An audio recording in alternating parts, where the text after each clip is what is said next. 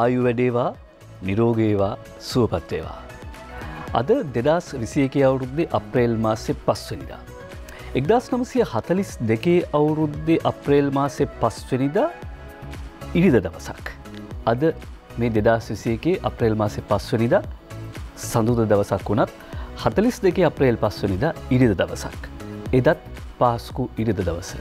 එදා උදේ 8ට මිත්‍රපාක්ෂික රටක් වෙච්ච ලංකාවට එහෙම නැත්නම් මිත්‍රපාක්ෂික බ්‍රිතාන්‍යයේ කොලනියක්ව පැවතිච්ච රටක් වෙච්ච ලංකාවේ කොළඹ වරායට ජපනුන් බෝම්බ දානවා. එක බෝම්බයක් වැටෙනවා කොළඹ වරායට. ඊළඟට මරදාන දුම්රිය ස්ථානය ඇසලට වැරදිලා වැටුණා කියලා කියනවා. මුල්ලේරියාව මානසික රෝහලට තවත් බෝම්බයක් වැටෙනවා. ජපනුන් කොළඹට බෝම්බ දැම්මේ 1942 අද වගේ දවසක. ඒ වගේම මේ බෝම්බ ප්‍රහාරය සඳහා පැමිණි ගුවන් යානා බිම හෙලන්න මිත්‍රපාක්ෂික හමුදාව සමත් වෙනවා. ඔය බොරලැස්කම වෙල්ලායේදී එක ගුවන් යානයක් එහෙම බිම දැම්ම කියලා ඉතිහාසය කියනවා, තතුදත්තෝ කියනවා. තව මේ ප්‍රදේශවල ජීවත් වෙලා ඉන්න වැඩිහිටියන්ට යන්තම් මතකයක් තියෙනවා, යාන්තම් එහෙම මතකයක් තිබුණා කියලා කියනවා. ඒ වගේම ආචාර්ය තිස්ස අබේසේකරන්ගේ පිටගම්කාරයෝ ටෙලිනාට්‍යයේදී මේ කාරණාවත් ඇඳගෙන තිබුණා.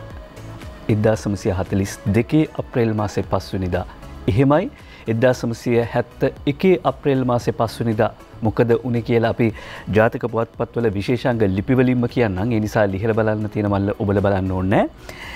ඒ ඉතිහාසයේ අද දවස හැබැයි ලෝකයේ වර්තමානයේ අද දවස වෙද්දී කොහොමද කොවිඩ් තත්ත්වය කියලා වාර්තා කරන ලෝක සෞඛ්‍ය සංවිධානයේ දත්තවලට අනුව 13 කෝටි 18,94,464 දෙනෙක් ලෝ පුරා කොවිඩ් ආසාදිතයන් වාර්තා වෙනවා අද මේ උදේ වෙද්දී.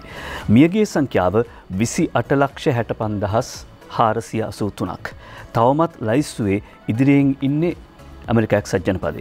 ඒ වගේම දෙවනියට ඉන්නේ බ්‍රසීලය, තුන්වනියට ඉන්දියාව සහ ප්‍රංශය.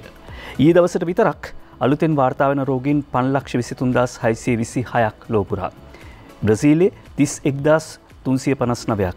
ඉන්දියාවේ ඊයේ දවසට විතරක් අලුතෙන් රෝගීන් වාර්තා වෙනවා 1,03,793ක්.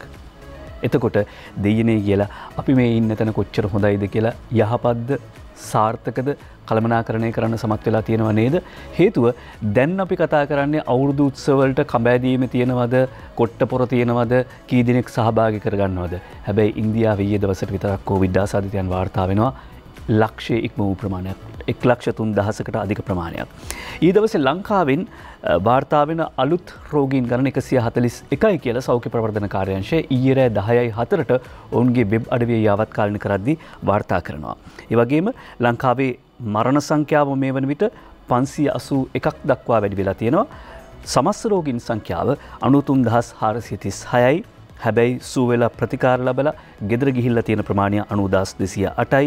රෝහල්ගතව ප්‍රතිකාර ලබන්නේ 2,647 දෙනෙක් පමණයි. ඒ තමයි ලෝකයේ කොවිඩ් තත්ත්වය සහ ලංකාවේ කොවිඩ් තත්ත්වය. කොහොමුණත් අවුරුදු කාලේ අවුරුද්ද සමරන්න ඕනේ. හැබැයි ඔබේ ඉවසිල්ල සහ විමසිල්ල ඔබේ විතරක් නෙවෙයි රටේ සමාජයේ සැනසෙල්ලට හේතුවක් වෙන බව මතක් කරමින් අපි සූදානම් ජාතික පුවත්පත් වාර්තා කරන ප්‍රධාන පුවත් සිරස්වල විමසන්න.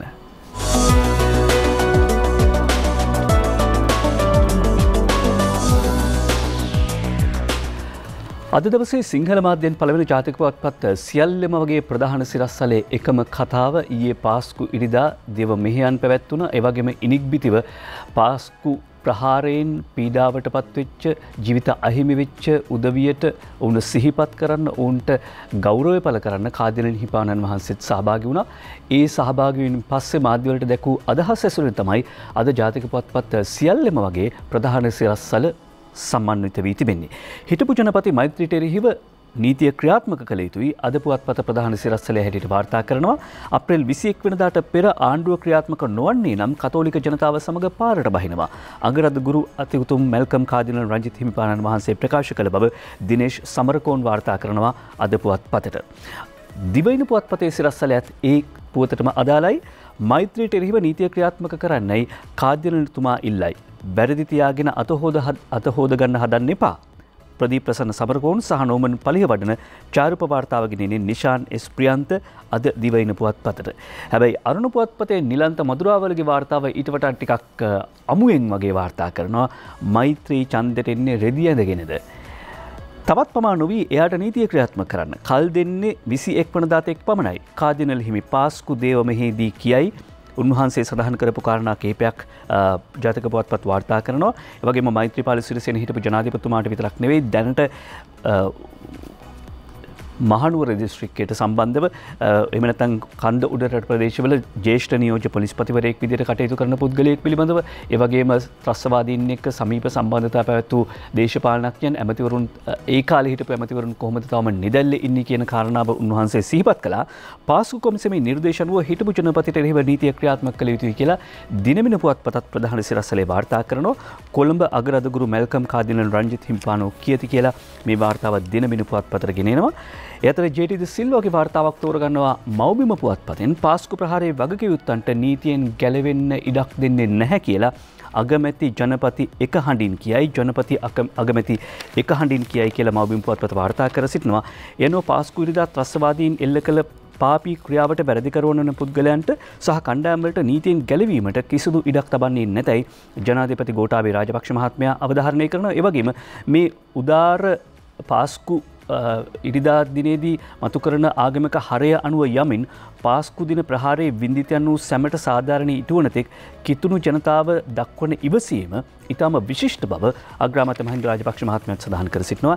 හැබැයි නීතියෙන් ගැලවී යාමට කිසි කෙනෙකුට ඉඩක් දෙන්නේ නැහැ කියලයි ජනාධිපතිතුමා සහ අගමැතිතුමා සඳහන් කර සිටින්නේ. ලංකාදීපයේ ප්‍රධාන සිරස්තල හැටියට වාර්තා කරන්නේ වෙන කතාවක්. පිළිකාකාරක පොල්තෙල් කන්ටේනර් 5ක් මැලේසියාවට 13ක් ගැන කතා වුණානේ. 13න් 5ක් මැලේසියාවට හරවා යවයි කියලා වාර්තා කර සිටින යොහාන් බහසුර සහ මහින්ද නිස්සංක. ඉතිරි 8ත් යවන්න සූදානම් කියලා රේගු දෙපාර්තමේන්තු ආරංචි මාර්ග උපුටා දක්වමින් අද ලංකාදීප පුවත්පත වාර්තා කර සිටිනවා. කටාන ප්‍රදේශයේ පෞද්ගලික සමාගමකට අයත් මේ පොල්තෙල් කන්ටේනර් 5 පොල්තෙල් මෙට්‍රික් ටන් 100ක් පමණ අඩංගු වන බව රේගු වාර්තා සඳහන් කරනවා. පෞද්ගලික සමාගම් 4කින් ආනයනය කළ පොල්තෙල් කන්ටේනර් 13ක පොල්තෙල් වල පිළිකාකාරක ඇෆ්ලටොක්සින් අඩංගු බවට ශ්‍රී ලංකා ප්‍රමිති ආයතනය, සෞඛ්‍ය අමාත්‍යාංශයේ ආහාර ආරක්ෂණ ඒකකයේ සහ කාර්මික තාක්ෂණ ආයතනයේ එක්ව කළ පරීක්ෂණවලදී තහවුරු වුණා. එක වතාවක් නෙවෙයි කිහිප වතාවක්ම තහවුරු වුණා.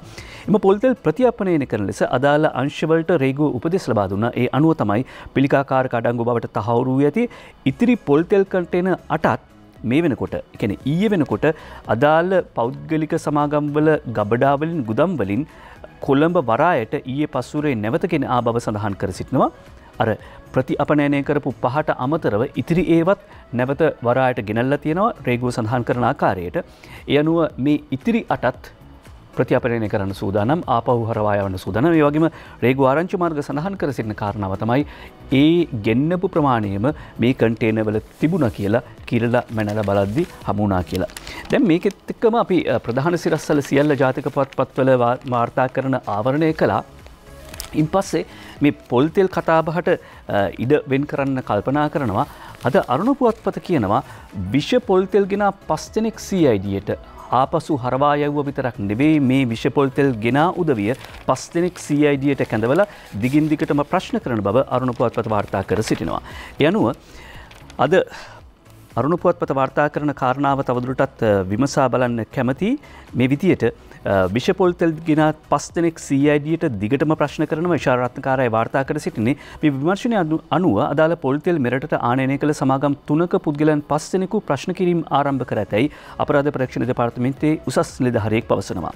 ඒ පෞද්ගලික සමාගම්වල නම කියන්න වෙන පුවත්පත වාර්තා කරන නිසා අලි බ්‍රදර්ස්, කටාන පිරිපහදුව සහ එදිරිසිංහ පිරිපහදුව කියන මෙරටට ආනයනය කරන ලද විෂකාරක ඇෆ්ලටොක්සින් පිළිකාකාරකය අඩංගු යයි ප්‍රකාශ වුණු පොල්තෙල් ආනයනය කරපු සමාගම්වල 5 දෙනෙක් මේ පිළිබඳව ප්‍රශ්න කිරීම සඳහා කැඳවා තිබෙනවා.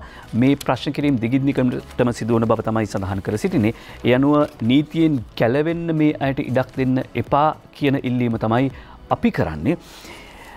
නීතියෙන් මෙයට ගැලවෙන්න ඉඩක් දෙන්න එපා කියනවා වගේම මේ හරහා අපිට මේ මගින් වාර්තා වුණා, මේ මගින් අපිට කවුළුවක් පෑදෙනවා, වේදිකාවක් තැනෙනවා මේ ආනයනය කරන ආහාර ද්‍රව්‍යවල විෂ සහිත තත්වයන් පිළිබඳව මේකට ක්‍රමවේදයක් මේක මේ අද කීයක සිද්ධ වෙච්ච දෙයක් නෙවෙයි දිගින් දිගට අපි කියන්නේ 1977 විවෘත ආර්ථික ආවයන් පස්සේ ඕනම දෙයක් ගෙනල්ලා විකුණන්න පුළුවන් තත්ත්වයක් මතු වුණා බල්ලෝ මරලා හරි කමන්නේ සල්ලි හම්බ කරන්න පුළුවන් කියන මොටෝ ඒක තේමා පාඨයේ ආවයන් පස්සේ මෙහිම දේවල් වෙන්න පුළුවන් ඒ නිසා නිසි නියාමන ක්‍රමවේදයක් ඒ කියන්නේ විෂ කාරක කොයිතරම් අඩංගුද කියලා දැන් ජපානයේ වගේ රටවල් වල එහෙම විෂකාරක අඩංගු ආහාර පිළිබඳව හදිසි වැටලීම් කරන්න වෙනම ආයතන තියෙනවා. හැබැයි අපිට එහෙම ආයතන නැහැ. එහෙම ක්‍රමවේදයක් සකස් වෙන්න ඕනේ. පොල් තෙල් කලවම තහනම් කිරීම තවත් කල්යයි කියලා පාරම්පරික තෙල් නිපදවන්නන් කරන චෝදනාව අරුණ පුවත්පත වාර්තා කර සිටිනවා. ඒ වාර්තාව අනුව ආනයනික පොල් තෙල් වලට වෙනත් තෙල් වර්ග මිශ්‍ර කිරීමට ඉඩ සැලසූ 2016 වර්ෂයේ නිකුත් කළ ගැසට් නිවේදනය අවලංගු කිරීමට තවත් මාසයක පමණ කාලයක් ගතවන බව පවසනවා. නිෂ්පාදකවරුන්ගේ සංගමය කියන්නේ සාම්ප්‍රදායික පොල් තෙල් නිෂ්පාදකවරුන්ගේ සංගමය කියා සිටින මේ තීරණය ගත්තේ මීට මාස 7කට විතර කලින් ඇයි අද වෙනකම් මේක ක්‍රියාත්මක කරගන්න බැරි වුණේ කියලා ඔවුන් චෝදනා කරනවා. හැබැයි අපි විමසීමක් කළා ඇයි එහෙම වෙන්නේ කියලා මේක හිතාමතා පරක් වෙනවද කියලා. නෑ රජය ප්‍රතිපත්තිමය තීරණයකට ඇවිල්ලා තියෙනවා. දැන් ඔය ආණ්ඩුව විස කවන්න හදනවා අවුරුද්දට විස පොල් තෙල් ගෙනල්ලා තියෙනවා. තෙල් කැවුම් බදින්න පොල් තෙල් නෑ කියන සමහර දේශපාලනඥයන් ඉන්න කාලෙදි තමයි බලේ 2016 දී මේ ගැසට් නිවේදනය නිකුත් කරන්නේ. ඒ ගැසට් නිවේදනයෙන් තමයි පනින රිලවුන්ට ඉනිමන් තියන්නේ මේ පොල් තෙල් කලවම් කරලා කලවම් පොල් තෙල් විස සහිත පොල් තෙල් රටට ගෙන්නන්න. හැබැයි ඒ ගැසට් නිවේදනය අවලංගු කරන්න සංශෝධනය කරන්න රජයේ තීරණය කළ තියෙන ප්‍රතිපත්තිමය තීරණයක් අරගෙන තියෙනවා. ඒ වුණාට ඒ ප්‍රතිපත්තිමය තීරණය ක්‍රියාත්මක කිරීමේදී මීට කලින් නිකුත් කරපු පනතක් හරස් වෙන්න ඉඩ තියෙනවා. ඒ කියන්නේ ඒ පනතට නොගැටෙන විදියට මේ කටයුත්ත කරන්න ඕන නිසා යම් කාල සීමාවක් ගත වෙනවා. හැබැයි එය ඒ ආකාරයෙන්ම ඒ පොරොන්දුව ඒ ආකාරයෙන් මිෂ්ඨ කරනවා කියලායි රජය සහතික වෙන්නේ සහ ගැසට්ටුව නිකුත් කරනවා කියන කාරණාව සඳහන් කර සිටිනවා. දැන් මේ පොල් තෙල් පිළිබඳව කතාවත් එක්ක සමාජයේ ඇතිව තිබෙන්නේ වෙනත් පැත්තකට. ඒ කියන්නේ මේ පොල් තෙල් කතාවත් දේශපාලනයේ බැදෙන්න පටන් ගත්තා. එහෙම නැත්නම් දේශපාලනයේ පොල් තෙලින් බැදෙන්න පටන් අරගෙන තියෙනවා. දැන් මේ පොල් තෙල් වල වසවිස පිළිබඳව කතා කරද්දී අද මෞබිම පුවත්පතේ ඇතුල් පිටුවකට ගියාම රාජ්‍ය අමාත්‍ය නිමල් ලංස මහත්මයා කියනවා මේ පොල් තෙල් විස සහිත බව අපි කිසිවිටක රජයක් විදියට හංගන්න හැදුවේ නැහැ. අපි තමයි මේක එළිදරව් කරේ. මේක පිළිබඳ පරීක්ෂණ කරේ කියලා අද මෞබිම පුවත්පත වාර්තා කරන රාජ්‍ය අමාත්‍ය නිමල් ලංස මහත්මයා කරන ප්‍රකාශය පොල් තෙල් වල වසවිස තිබේදයි පරීක්ෂා කිරීම ආරම්භ කළේ අපේ ආණ්ඩුව. 2016 ඉඳලම මේවට ලිහිල් නීති රීති ලබා දීලා තිබුණා. හැබැයි පොල් තෙල් වල වසවිස තිබේදයි පරීක්ෂා කිරීම ආරම්භ කළේ අපේ ආණ්ඩුව. ඒ වගේම දැන් මේ කතාබහත් එක්කම එන ගැටලුව තමයි වෙළඳ පොලේ තියෙන පොල් තෙල් පිළිබඳව. දැන් වෙළඳ පොලේ තියෙන පොල් තෙල් ආහාරයට ගන්න බයයිද? එහෙම ප්‍රශ්නයක් තියෙනවානේ. අද පුවත්පතේ වාර්තාවක් තියෙනවා සෞඛ්‍ය අමාත්‍යාංශයේ පාරිසරික සෞඛ්‍ය වෘත්තීය සෞඛ්‍ය සහ ආහාර ආරක්ෂණ ඒකකයේ කරන නිවේදනයක් වෙළඳ පොළ තුල පවතින පොල් තෙල් පරිභෝජනයට බය වෙන්න ඕනේ නැහැ කියලා නිර්දර්ශනී වික්‍රමසිංහ අද පුවත්පතට මේ වාර්තාව ගෙනෙනවා. සාමාන්‍යයෙන් ඇෆ්ලටොක්සින් අගයමනින්නේ පොල් තෙල් අංශු ප්‍රමාණය මිලියන 100කට කොයිතරම් ඇෆ්ලටොක්සින් අඩංගුව තිබෙනවද කියලා බලලා. ලැබී ඇති සාම්පල වාර්තා අනුව සාම්පල 49ක ඇෆ්ලටොක්සින් වාර්තා වී තිබෙන 10%ක අඩුවෙන් 3%ක ලැබිලා තියෙනවා 17ක්. තවත් 3ක 13ක් හා ඒ ආසන්න ප්‍රමාණ වලින් ලැබිලා තියෙනවා. 55ක නියැදි පරීක්ෂා කිරීමේදී එයින් 49කම ඇෆ්ලටොක්සින් 100ට ඒ කියන්නේ මේ අගය අර කලින් කිව්වා වගේ පොල් තෙල් අංශු මිලියන 100ක ඇෆ්ලටොක්සින් අංශු 10ට වඩා අඩු අගයක පවතිනවා. මේක අදක ඊයක නෙවෙයි. දැන් එහෙම අහන්න පුළුවන්. ඒ කියන්නේ ටිකක් විස කෑවට කමන්නේ නැද්ද කියලා. ටිකක් විස කෑවට කමන්නේ නැහැ කියන එක නෙවෙයි. මේ යථා තත්ත්වයේ තේරුම් ගන්න ඕනේ. දැන් උදාහරණයක් හැටියට ගත්තොත් අපි කන මඤ්ඤොක්කවල සයිනයිඩ් තියෙනවා. ඒ වගේම ටින් මාළු වල සයිනයිඩ් තියෙනවා. වෙළඳ පොලේ මිලදී ගන්න තියෙන මාළු වල මුහුදු මාළු වල සයිනයිඩ් ප්‍රතිශතය ඉතා ඉහළ ගිහිල්ලා තියෙනවා මෑත කාලේනවා. ඒ කියන්නේ විශේෂයෙන්ම සාගරයට අපද්‍රව්‍ය මුදා හැරීමේ ප්‍රතිඵලයක් විදිහට මුහුදු මාළු වල සයිනයිඩ් අගේ ඊටාම ඉහළගයකට ගිහිල්ලා තියෙනවා. මේවා සංවාදයට ලක් වෙන්න ඕනේ. මේවා මේ එක තැනකට ලඝු කරන්න මේක දේශපාලනයේ පුළුල් මාතෘකාවක් විදිහට සාකච්ඡා කරනවා මිසක් එහෙම නැතුව මේ සුළු මාතෘකාවක් විදිහට ගෙනල්ලා මේකෙන් මොනවත් මොන කාණුබී ඉන්නවද කියන ප්‍රශ්නවත් වෙනවා. මොකද මේ සෞඛ්‍ය අමාත්‍යාංශයේ පාරිසරික සෞඛ්‍ය වෘත්තීය සෞඛ්‍ය හා ආරක්ෂණ ඒකකයේ තමයි මුලින්ම ප්‍රකාශ කරෙත් ඔය දැන් ආපහු හරවා යවපු විෂ සහිත ඇෆ්ලටොක්සින් අඩංගු පොල්තෙල් පිළිබඳව අනාවරණ කළේ වාර්තාව නිකුත් කළෙත් ඔවුන්. ඒ වාර්තාව පදනම් කරගෙන තමයි සාම්ප්‍රදායික පොල්තෙල් නිෂ්පාදකවරුන්ගේ සංගමය මාධ්‍ය සාකච්ඡාවක් තියලා මේක රටට කිව්වේ, සමාජයට කිව්වේ. ඒ නිසා ඒ සෞඛ්‍ය අමාත්‍යාංශයේ පාරිසරික සෞඛ්‍ය වෘත්තීය සෞඛ්‍ය සහ ආරක්ෂණ ඒකකය කියනවා වෙළඳපොළ තියෙන පවතින පොල්තෙල් පරිභෝජනයට බියවන්න ඕනේ නැහැ කියලා. ඒ වගේම පොල් සංවර්ධන අධිකාරිය හඳුන්වා දුන්න තරු ක්‍රමයක් පොල්තෙල් මිලදී ගනිද්දී බෝතල් කරපු අර තරු ලකුණ බලලා පොල්තෙල් මිලදී ගන්න විශේෂයෙන්ම ආහාරය සඳහා තෙල් භාවිත කරද්දී. දැන් කතාව ඕක නෙවෙයි. අද යනවා මේ මව්බිම් පුවත්පතේ ඇතුල් පිටුවකට 13 වෙනි පිටුවෙන් මේ වාර්තාව තෝරගන්නේ මහනුවර ජාතික රෝහලේ වෛද්‍ය පාලිත බණ්ඩාර මහත්මයා කියනවා පොල්තෙල් වල විතරක් නෙවෙයි ආහාර රසක පිළිකාකාරක තියෙන්න පුළුවන් කියලා. පොල්තෙල් පමණක් නොවේ අපාහාරයට ගන්නා බොහෝ ආහාර ද්‍රව්‍යවල වගේම ගවයන්ට ලබා දෙන පුන්නක්කු වලත් ශරීරයට අහිතකර ඇෆ්ලටොක්සින් පිළිකාකාරකයේ අඩංගු විය හැකි බව මහනුවර ජාතික රෝහලේ වෛද්‍ය නිලධාරී නීතිඥ පාලිත බණ්ඩාර සුබසිංහ මහත්මයා සඳහන් කරනවා කියලා සෙන්කඩගල කෝකිල සමීරයි වාර්තා කරන්නේ මව්බිම් පුවත්පතට. දැන් මේ තත්ත්වයට එක්කම තිගස්මක් ඇති වෙන්න පුළුවන් මේ වෛද්‍යවරයා යෝජනාවක් කරනවා. එහෙම නැත්නම් උපදේශක් දෙනවා. ඔබ ආහාර සකස් කර ගැනීමේදී Tamanගේ ආහාර වේල සඳහා හැකිතාක් දුරට කැරට් පාස්ලි සැල්දිරි වැනි ද්‍රව්‍ය ආහාරයට එකතු කරගන්න. එසේම කොත්තමල්ලි වලත් මේ රසායනිකයට එරෙහි යම් ප්‍රතිරෝධයක් දක්වන හැකියාවක් තියෙනවා කියලා හඳුනාගෙන තිබෙනවා. කොත්තමල්ලි හොඳයිලු. පාස්ලි සැල්දිරි වගේ දේවල් මිලදී ගන්න ටිකක් ඒවා ඉහළ මධ්‍යම පාන්තිකයන්ගේ ආහාර කියලා හිතනවා නම් කොත්තමල්ලි වල මේ ගුණය තියෙනවා. දැන් අවුරුද්දට අලුතෙන් 3-5 බදිනවා. ඔය කඩේ පැකට් කරපු ඒවා පිළිබඳව තියෙන විශ්වාසය කොහොමුණත් ගෙදර හරියට කොත්තමල්ලි ටිකක් දාලා අර ගෙදර පුරා සුවඳ විහිදෙන විදියට 3-5 ටික බෙදගන්න. එහෙම කිව්වම මේ තවත් පුවතක් තියෙනවා මව්බිම් පුවත්පතේ ඇතුල් පිටුවකින්ම තමයි තෝරගන්නේ කලවම් මැල්ලුමේ අත්තන කොළ තිබිලා පවුල්ලම රෝහලේ. වස විස කොතනද තියෙන්න බැරි. බෝලවලාන ජයන්ත දිසානායක වාර්තා කරන්නේ නිවසේ සකස් කළ කලවම් මැල්ලුමක් සඳහා බටුකුලයයි සිතා වැරදි අත්තන කොළ යොදා සකස් කර ආහාරයක් ගැනීම නිසා අලව්ව වෑවල ප්‍රාථමික විද්‍යාලයේ සේවය කරන ගුරුවරියක්ගේ සමියා සහ දියණිය කුරුණෑගල ශික්ෂණ රෝහලට රත් කළා තියෙනවා කියලා කියනවා. ඒ නිසා වස විස ගැන කතාව ටිකක් පුළුල්ව හිතන්න කියන ආරාධනාව කරනවා. ඊළඟට අපි යනවා දිවයින පුවත්පතට. දිවයින පුවත්පතට ගියාම අපිට හමු වෙනවා අලුත් සහල් මංගල්‍ය පැවැත්වුණා. අක්‍යාල පූජා කළා. මේක අපේ සම්ප්‍රදායේ ඉතා වැදගත් සිරිතක්. මේ මහකන්නේ අස්වැන්න ලබාගත්තයන් පස්සේ ජාතික අලුත් සහල් මංගල්‍යයේ ජනාධිපති ගෝඨාභය රාජපක්ෂ මහත්මයාගේ ප්‍රධානත්වයෙන් ජයශ්‍රී මහා බෝ සමිඳුන් අභියසදී පැවැත්වුණා. දිවයින පුවත්පත එය වාර්තා කර සිටින ඡායාරූප වාර්තාවක්. ඒත් එක්කම දිවයින තවත් වාර්තාවක් ගෙනෙනවා.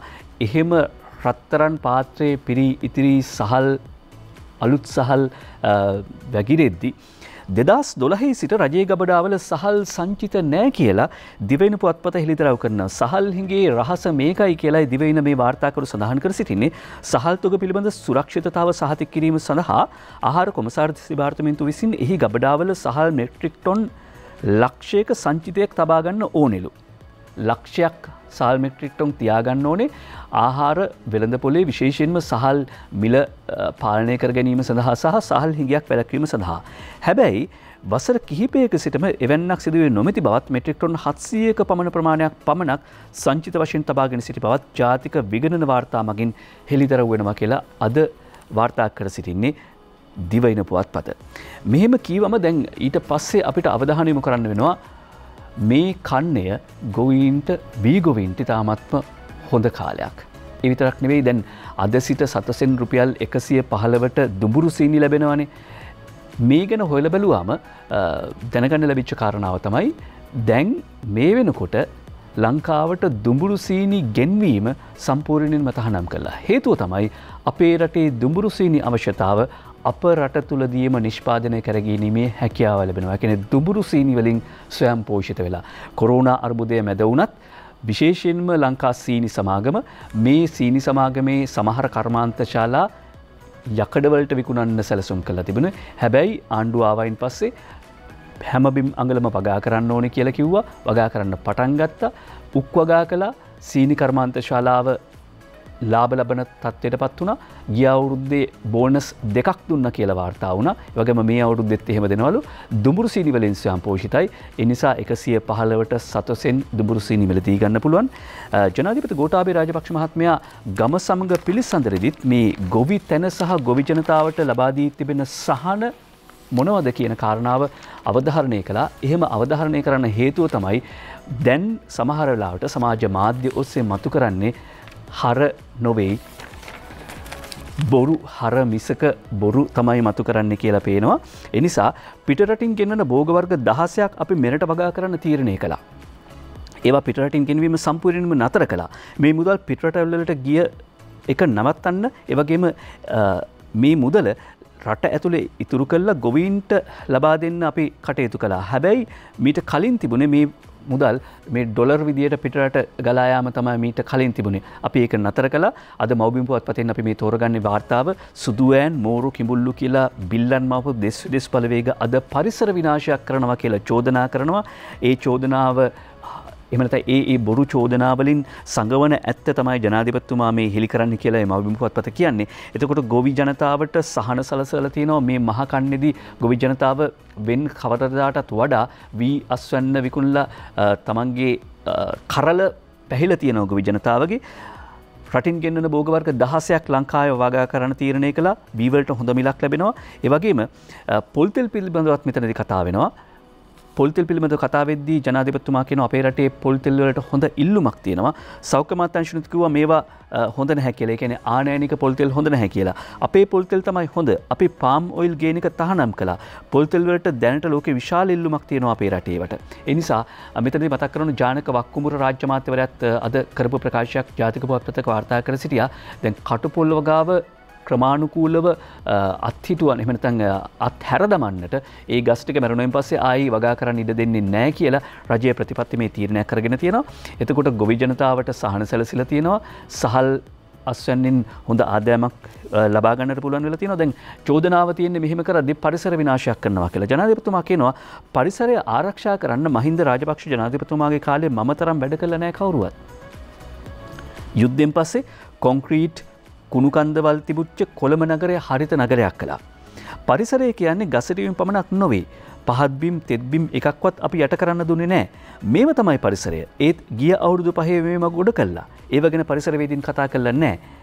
තරුණ දරුවන් සසුනට පූජා කළ පවුල් වලටත් අවශ්‍යතාව මත රජයේ රැකියාව ලබා දීමට පියවර ගන්න බව ගම සමග පිළිසඳරදී සඳහන් කළා. ග්‍රාමීය ජනතාව හැම අතින්ම ස්වයං පෝෂිත කිරීම අපේ අරමුණයි කියලා ජනාධිපතිතුමා සඳහන් කළා. රටේ ගෘහිණිය ඉතා ඉක්මනින්ම අවසන් කරනවා කියලා. රටේ ගෘහිණිය ඉතා ඉක්මනින් අවසන් කරනවා කියලා කරපු ප්‍රකාශය වගේම තවත් වැදගත් කාරණාවක් සඳහන් කරනවා. ඒ තමයි වැදගත් වන්නේ ගෝඨාභය නෙවෙයි මාව මෙතනට ඔසවා තිබූ මතවාදී බලවේගය. වැදගත් වෙන්නේ ගෝඨාභය නෙවෙයි මාව මෙතනට ඔසවා තිබූ මතවාදී බලවේගය. අපි විශ්වාස කරන්නේ අර 56 සංඝවිදුගුරු ගොවි කම්කරු බලවේගයම ඒකම මේ පුනරූපය තමයි මේ වැදගත් වන්නේ ගෝඨාභය නෙවෙයි මාව මෙතනට ඔසවා තිබූ මතවාදී බලවේගය කියන තැනින් අදහස් වෙන්නේ. සමහරට ඒ බලවේගය තුල ඉඳි සමහර උදවියට ඒ කාරණාව අමතක වෙලා තියෙන්න පුළුවන්. හැබැයි ඒ වුණාට මේ නව යටත් විජිතවාදීන් සහ ඔවුන්ගේ ඒජන්තයින් ඒක දන්නවා. මොකද මාව වැදගත් වනවාට වඩා වැදගත් වෙන්නේ මේ මාව මෙතෙන්ට ගෙන යපු මතවාදී බලවේගය. ඒ නිසා ඒ බලවේගය සුණු විසුණු කිරීමේ අරමුණ නැතුව ගෝඨාභය රාජපක්ෂ ජනාධිපතිවරයාට පරිසරය විනාශ කරනවා.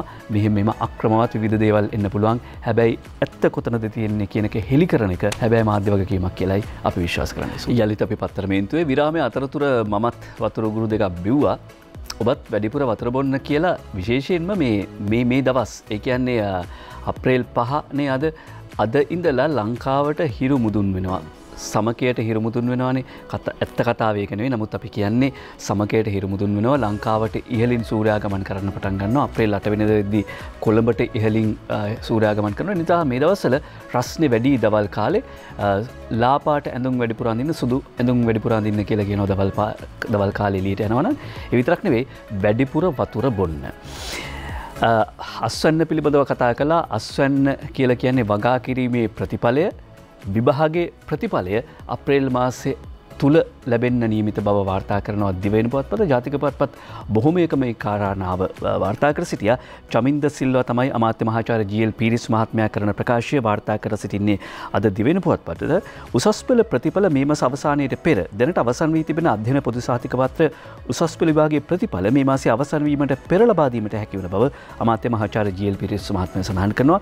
දරුවන්ගේ කාලය අපතේ නොයන විදියට මේ අවුරුද්දෙම උසස් පෙළ පන්ති පටන් ගන්නවා. ඒ නිසා අවුරුද්දක මාස 2-3ක් අපත යන්න කිසි විටක ඉඩ දෙන්නේ නැහැ. කොරෝනා තිබිච්ච බව ඇත්ත. උසස් පෙළ තියාගන්න බැරි වෙච්ච එකත් ඇත්ත නියමිත කාලෙදී. හැබැයි ඒක දරුවන්ගේ ජීවිතවලට හානියක් පාඩුවක් වෙන්න ඉඩ දෙන්නේ නැහැ කියලා අමාත්‍යතුමා සඳහන් කරන්නේ. හරියටම කොරෝනා වල පාඩුව කොච්චර දැනුණත් ඒක බලපෑම ඇති නොවන විදියට මේ අවුරුද්දෙම උසස් පෙළ පන්ති පටන් ගන්නවා. වාර්තා කර සිටින්නේ අද දිවයින පුවත්පතට. ඊට පස්සේ අපි සූදානම් අරුණ පුවත්පතට අවධානය යොමු කරන්න. අරුණ පුවත්පතට අවධානය යොමු කරද්දී කාරණා කීපයක් තියෙනවා. ඒ තමයි ඇමති අනුකමිටුව පාස්කු වාර්තාව 3ට බෙදයි ඉෂා රත්නකාරයි වාර්තා කර සිටින්නේ. ඊළඟට ලංවීම ගොඩ ගන්න කෝටි 2000ක ණයක් කොටස් වෙළඳ පොලෙන් ගන්න ඇයි කියලා නයනතරංග ගමගේ වාර්තාවක් ගෙනෙනවා අද අරුණ පුවත්පතට. නයනතරංග ගමගේගේ ඊළඟ වාර්තාව තෝරගන්නවා පරණ විදියට කොළඹ අලුත් වෙයි. කොළඹ පරණ විදියට අලුත් වෙයි. කදිම සිරස්සලයක් අරුණ පුවත්පත තෝරගෙන තියෙනවා. පරණ විදියට කොළඹ අලුත් වෙයි. ඒ අනුව නව නගරයේ බවට පත්වන්නේ පෝට් සිටිය. පොලිස් මූලස්ථානය අත්තිඩියට එනවා. විදේශ අමාත්‍යාංශය එතනින් ඉවත් කරලා ගේනවා දැනට ඔය ITI එක කියලා තියෙන එහෙම නැත්නම් ටොරින්ටන් වලට ගේනවා. එතන විදේශ අමාත්‍යාංශයේ තියෙන තැන තේ කෞතුකාගාරයක් ගොඩනගනවා කියලා වාර්තා කර සිටිනවා. කොළඹ නගරය පරණ විදියට අලුත් වෙයි. එතකොට අර අතීතයේ තිබුණා වගේ කොළඹ නගරයේ පෞරාණික ගෘහ නිර්මාණ ශිල්පී ලක්ෂණ රැකෙන විදියට කොළඹ නගරය ප්‍රතිසංස්කරණය කරනවා. මීට කලින් ලෝකයේ ආකර්ශනීයම නගර අතර 2012-15 කාල සීමාවේදී කොළඹ නගරය මුල් තැනලා සැලකුණා. දකුණු ආසියාවේ මුලින්ම සිටිය නගරය නැවත වතාවක් ඒ තත්ත්වයට පත් කරනවා කියලා තමයි මේ වාර්තාව සඳහන් කර සිටින්නේ. ඊට පස්සේ කොළඹ නගරය පරණ විදියට අලුත් වෙනවා කියලා කිව්වම අපි දිනමින පුවත්පතට අවධානය යොමු කරනවා. මේ ජයග්‍රාහී ගමන වළක්වන්න ජිනීවා යෝජනා ගෙනාවේ. ඒකට එරෙහිව පක්ෂපාත ભેද නොතකා සෑවම පෙළගැසිය යුතුයි කියලා අස්ගිරි මහානායක අතිපූජ්‍ය වරකාගොඩ ශ්‍රී ඥානරත්න මහානාහිමිපාණන් වහන්සේ කරන ප්‍රකාශය අසේල කුරුළු වංශ වාර්තා කරනවා අද දිනමින පුවත්පත. ජාතික පුවත්පත් බොහොමයකම මේ කාරණාව සඳහන් කර සිටියා.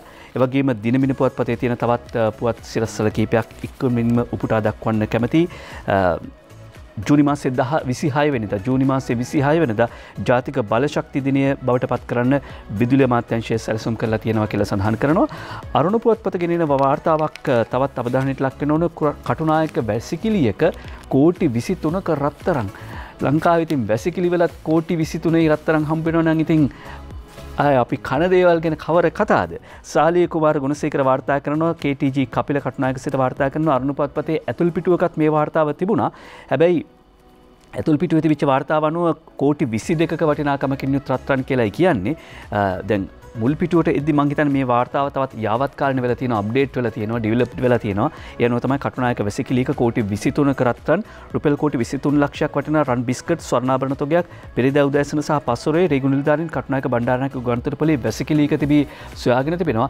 මේවර අපද්‍රව්‍ය එහෙම නැත්නම් ගාබේජ් ගෙනියන්නේ කියන්නේ සිංහලෙන් කිව්වොත් එහෙමනේ තේරෙන්නේ. ගාබේජ් ගෙනියන විදියට පිටමං කරන්න තමයි උත්සාහ කරලා තියෙන්නේ. වටිනාකම කෝටි 23කට ආසන්නයි කියලායි අරුණ පුවත්පත වාර්තා කර සිටින්නේ. ඊට පස්සේ අපි යනවා දිනමින පුවත්පතේ මුල් පිටුවේ වාර්තා කරන තවත් සිරස්වල කිහිපයකට.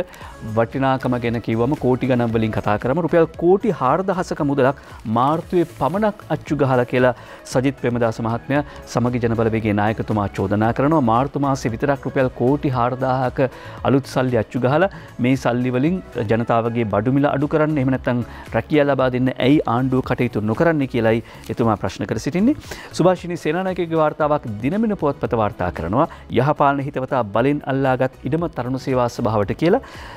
යහපාලන ආණ්ඩු කාලේ එම ආණ්ඩුවේ හිතවතුක බලහත්කාරයෙන් අත්පත් කරගෙන තිබූ ජාතික තරුණ සේවා සභාවටත් නීලාවේලේ කුච්චවේලි පිහිටි රෙඩ් රොක් අක්කර 35ක ඉඩම ජාතික තරුණ සේවා සභාව සතු කර ගැනීමට හැකි වී තිබෙන බව එහි සභාපති සහ අධ්‍යක්ෂ ජෙනරාල් දෙචාර ජයසිංහ මහත්මයා උපුටා දක්වමින් අද දිනමෙන පුවත්පත වාර්තා කර සිටිනවා. එම කිව්වම මව්බිම් පුවත්පතට අවධානය යොමු කරනවා කාලයකට පස්සේ අශෝක් අබේසිංහ මන්ත්‍රීතුමාගේ කතාවක් පත්තරවල තියෙනවා.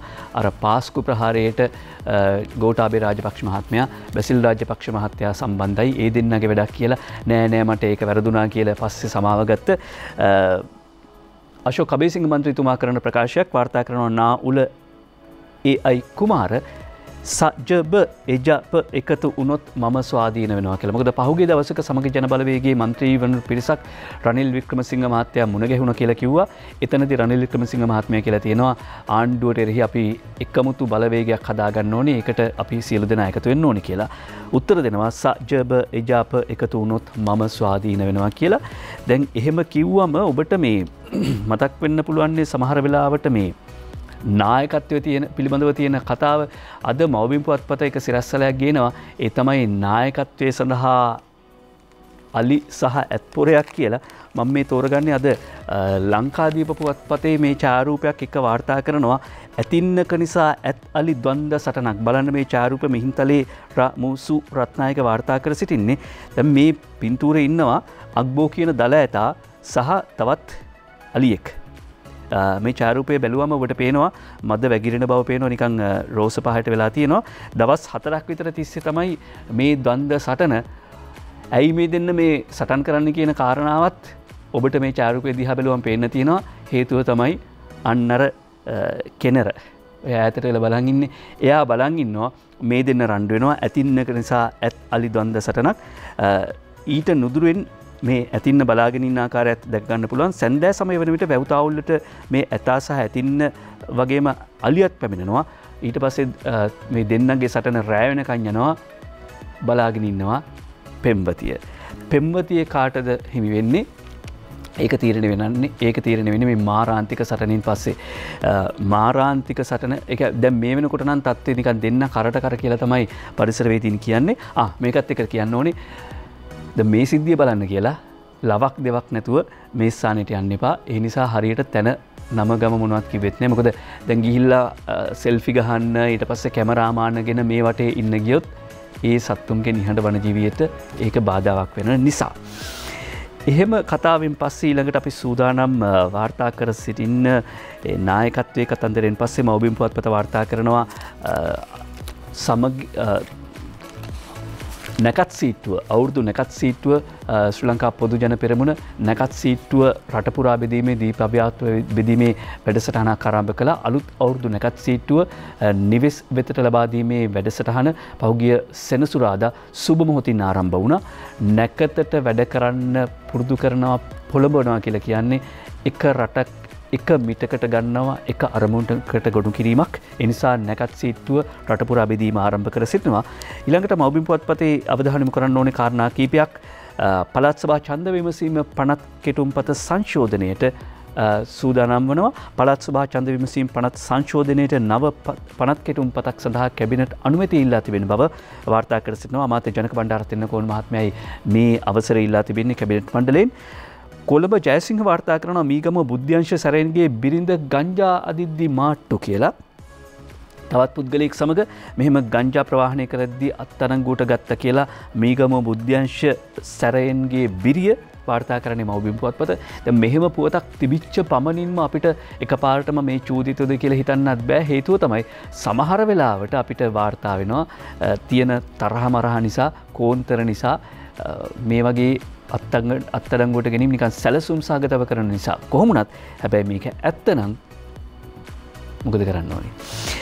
ඊළඟට මිගමුවේ අධිකරණයකින් පැන්නූ කසල තේ තොගයක් යලිත් අල්ලයි. රෙජිස්ට්‍රාර්වරයාත් හවුල්.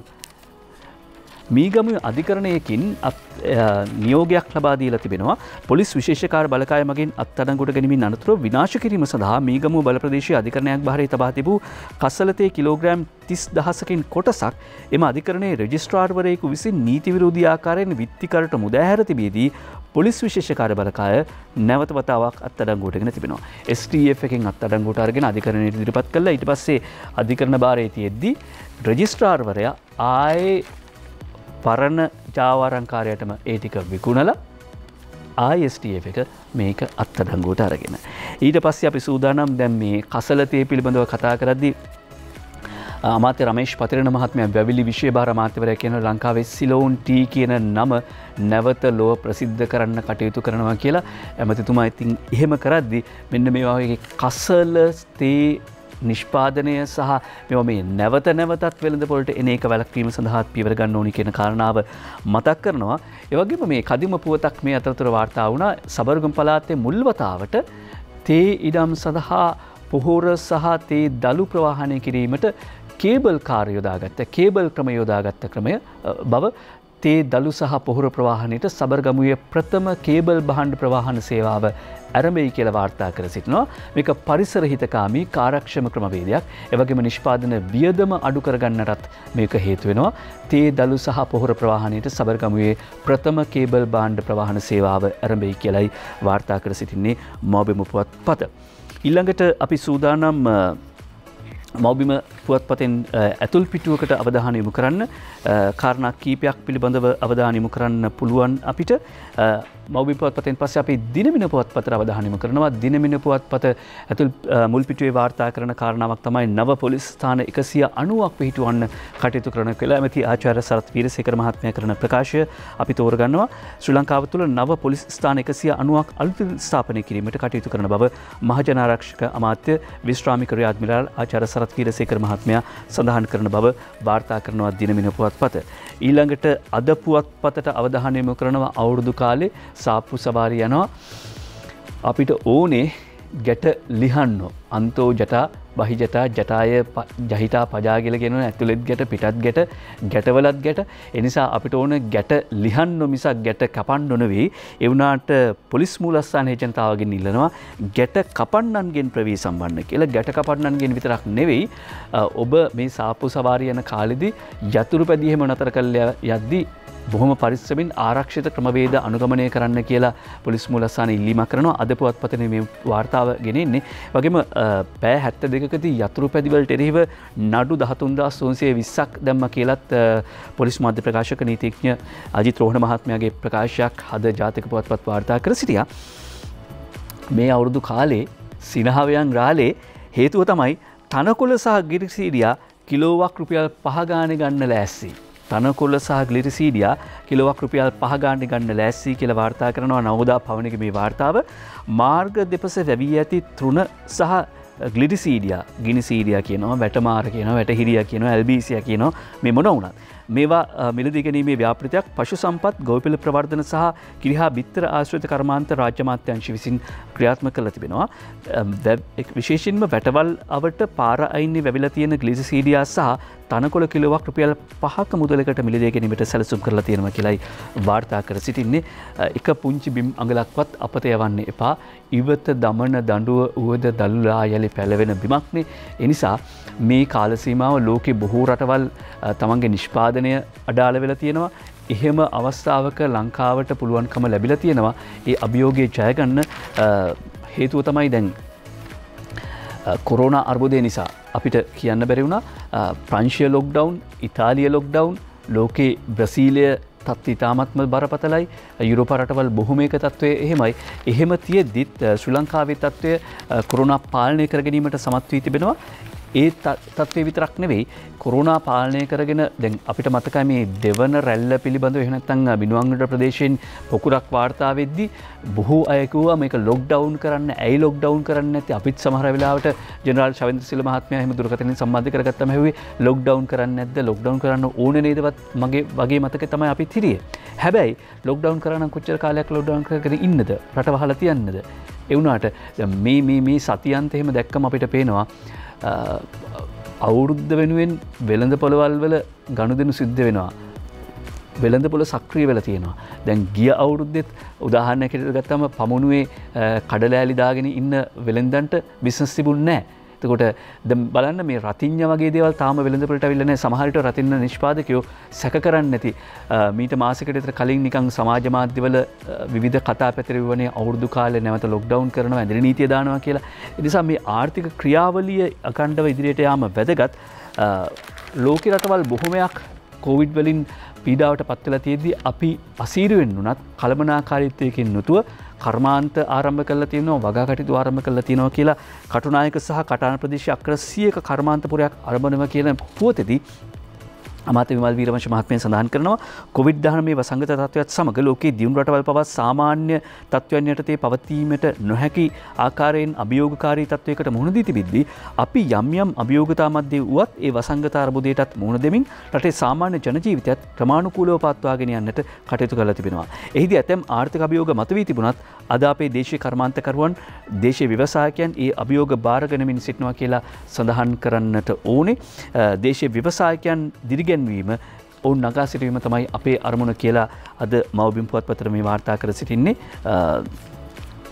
අමාත්‍ය විමල් වීරවංශ මහත්මයා කරන ප්‍රකාශයක්. ඊළඟට මේ චෝදනා පිළිබඳව කතා කරද්දී අද මව්බිම් පුවත්පත ඇතුළු පිටුක වාර්තා කරනවා මුතු රාජ්‍යවල ජාවාරම්කරුවන් විසින් කොයිතරම් විනාශයකට පත් කරලා තියෙනවද කියලා. මුතු රාජ්‍යවල ජාවාරම්කරුවන්ගේ ග්‍රහණයට හසු වී විනාශ වෙනවා. දැන් මුතු රාජ්‍යවල නාගරික සංවර්ධන අධිකාරියට ගන්න යනවාය කියලා පරිසර වේදීන් කියන පිරිසක් උද්ඝෝෂණ කරන්න පටන් ගත්තා.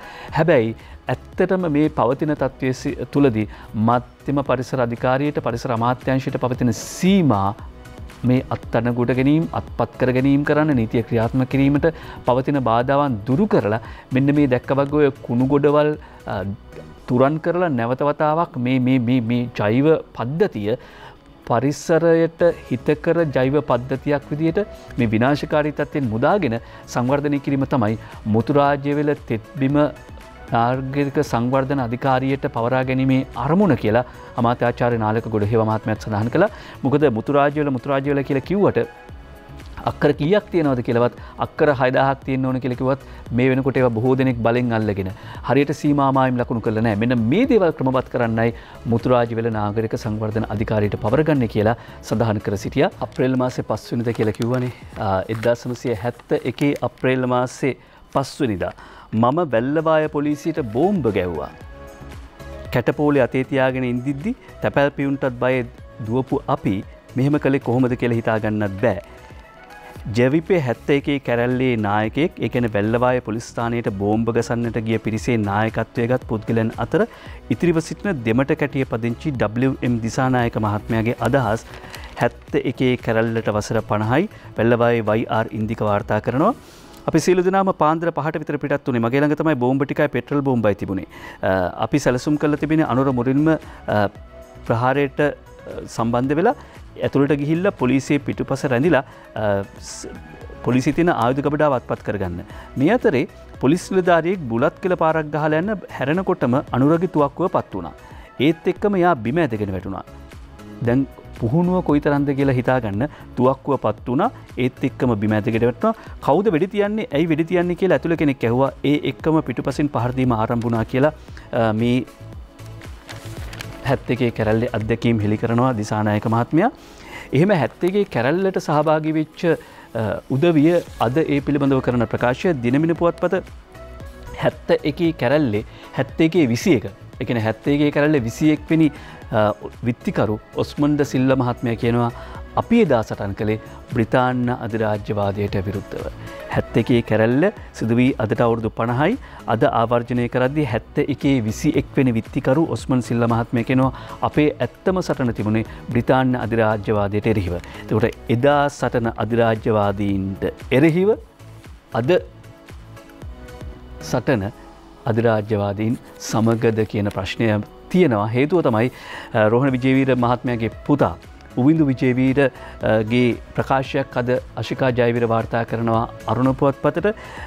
උවින්දු විජේවීර ප්‍රමුඛ දෙවන පරපුර සංවිධානය කරපු උත්සවයක් තිබුණා. ඒ තමයි 71 අරගලයට සම්බන්ධ වෙච්ච සියලු දෙනාට උපහාර පළ කිරීම සහ ඇගීම එහිදී ඔහු කියනවා 21 වන සියවසේ තරුණයන්ට 71 විරුවන්ගෙන් පාඩම් ඉගෙන ගන්න පුළුවන් ඉගෙන ගන්න බොහෝ පාඩම් තියෙනවා මෙරට සිටිය යුත්තේ මව්බිමට ආදරය කරන පිරිසක් මිසක් ටොයියන් බයියන් ජෙප්පන් නෙවෙයි හැමදෙනාම එකතු වෙමු කියලා කියනවා මේ උත්සවයේදී දැක්ක එක කාරණාවක් තමයි මේ ඒ 71 කැරල්ලට සහභාගී වෙච්ච උදවියට සමරු සිහිවටන ලබා දීලා උවිදු විජේවීර දනගහල වැන්දා.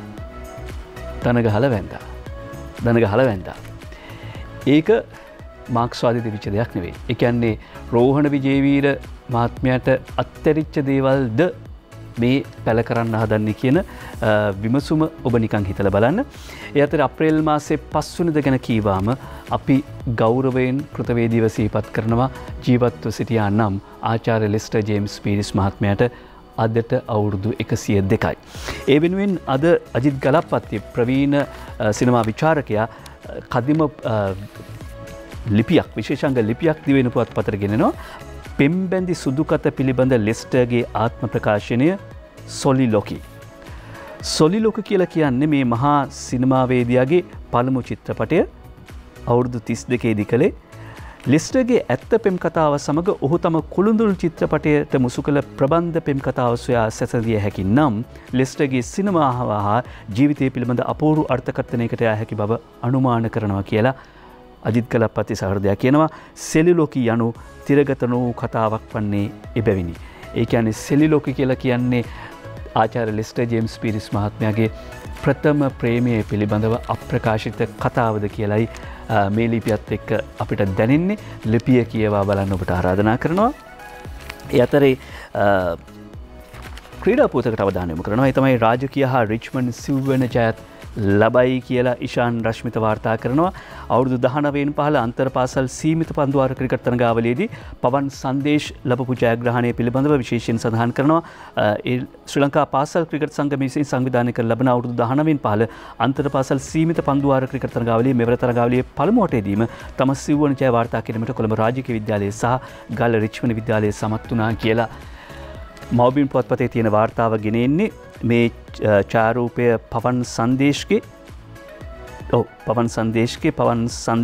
රත්ගම දේවපති රාජ විද්‍යාලයේ නැගී එන ක්‍රිකට් තරුවක්. අපි ඔවුන්ට දිරියක් විදිහට තමයි මේ ඡායාරූපය පළ කරන්නේ. මේ සවන් කතනයට විවිධ නිකන් කතා ඇහෙනවා. රිච්මන්ඩ් විද්‍යාලය ගැන කිව්වම ආඩම්බරයිනේ නේද කොහොම වුණත්. ඊළඟට අපි යනවා කල්යාණ මිත්‍රත්වයට තවත් නමක් මහාචාර්ය ප්‍රනීත් අබේසුන්දර කියලා ජයවර්ධනපුර විශ්වවිද්‍යාලයේ භාෂා සංස්කෘතික අධ්‍යයන හා ප්‍රාසංගික කලා ජ්‍යෙෂ්ඨ මහාචාර්ය සමන් චන්ද්‍ර රණසිංහ මහත්මයා ලිපියක් පළ කරනවා. සාහිත්‍ය දරයෙකු වගේම ප්‍රකට සමාජ විද්‍යාඥයෙකු වුණ ප්‍රනීත් අබේසුන්දර මහතා ශ්‍රී ජයවර්ධනපුර විශ්වවිද්‍යාලයේ සමාජ විද්‍යා අධ්‍යයන අංශයේ මහාචාර්ය දුරට ඉකුත්දාපත් වුණා. ඒ වෙනුවෙන් ලියන ලිපියක් අපිට අපෙත් නැන පහන් දල්වන මහාචාර්ය ප්‍රනීත් අබේසුන්දරයන්ට ගෞරවය පළ කිරීමක් විදිහට මේ ලිපිය තෝරගන්නවා. සමන් චන්ද්‍ර රණසිංහ මහාචාර්යතුමා ලියන අවසානයේදී කවියක් මම ඔබ දකිමි හද සනහන බස් අසමි ඔබගේ වචන තුල රැඳි මුදු බව දනිමි ගංගාවක්ව ගලනා සෙනෙහස දකිමි මම බිම් කඩක් වී ගංගදිය සිප ගනිමි කියලා කවියක් ලියනවා. ඒ කවිය තෝරගත්තේ මහාචාර්ය සමන් චන්ද්‍ර රණසිංහ මහත්මයා මහාචාර්ය ප්‍රනීත් අබේසුන්දරයන්ට ගෞරවය පිණිස පළ කරන ලිපියකින් තවත් ගෞරවනීය ලිපියක් තෝරගන්නවා. ඒ ලිපිය අද දිනමෙන පුවත්පතට රචනා කරන්නේ සුදත් රෝහණ ස්වාධීන රූපවාහිනී මාධ්‍යාලයේ සභාපතිතුමන්. කලාවේ පෝෂණයට කැප වූ නිහඬ සටන්කාමියා චිත්‍රපට අධ්‍යක්ෂවරයෙක් නිෂ්පාදකවරයෙක් තිරකතා රචකයෙක් වගේම හිටපු පළාත් සභා මන්ත්‍රීවරයෙක් එවැගේම නිදහස් කලා සන්ධානයේ භාණ්ඩාගාරික ස්වාධීන රූපවාහිනියේ ක්‍රියාකාරී අධ්‍යක්ෂවරයෙක්ව කටයුතු කරපු නීතිඥ සමන් වීරවන් මහතාගේ දේහය පිළිබඳ අවසන් කටයුතු ඊයේ සවස 4ට බොරැල්ලේ කනත්තේදී සිදු වුණා. ඒ නිමිත්තෙන් තමයි ස්වාධීන රූපවාහිනී මාධ්‍යාලයේ සභාපති සුදත් රෝහණ මහතා මේ ලිපිය ලියන්නේ. අප නිදහස් කලා සන්ධානයේ ගොඩනැගුවේ පසුගිය යහපාලන රජයේ දේශමාමක බලයගවලට එරෙහිව දැඩි මර්ධනයක් ක්‍රියාත්මක කරද්දී එතනදී නිදහස් කලා සන්ධානයේ වටා එකතු වුණේ කෂේරුකාවක් තිබිච්ච රටට හැබෑවට ආදරය කරන කලාකරුවන් කිහිප දෙනෙක්. ඒ අතරේ නීතිඥ සමන් වීරවන් මහත්මයා හිටියා. ඒ වගේම සමන් වීරවන් මහත්මයාගේ අභාවය පිළිබඳව සඳහන් කරද්දී සමන් වීරවන් මහතා ස්වාධීන රූපවාහිනී මාධ්‍යාලයේ ක්‍රියාකාරී අධ්‍යක්ෂවරයෙක් වශයෙන් කටයුතු කළා. ලංකාවේ මුල්ම ටෙලි දේශපාලන ප්‍රහසනය ස්වාධීන රූපවාහිනිය මගින් විකාශය වෙච්ච මන්ත්‍රී හටන එය නිර්මාණය කළෙත් ඔහු නීතිඥ සමන් වීරවන් මහතාණනි ඔබට සමාවෙන්න නීතිඥ සමන් වීරවන් මහතාණනි ඔබට නිවන් සුව කියලා ප්‍රාර්ථනා කරනවා ස්වාධීන රූපවාහිනී මාධ්‍ය ජාලයේ සභාපති සුදත් රෝහණ මහතා අද දිනමිනි පුවත්පතනුයි ඒ ලිපිය තෝරාගත්තේ අපි සූදානම් කාටුන් බලන්න.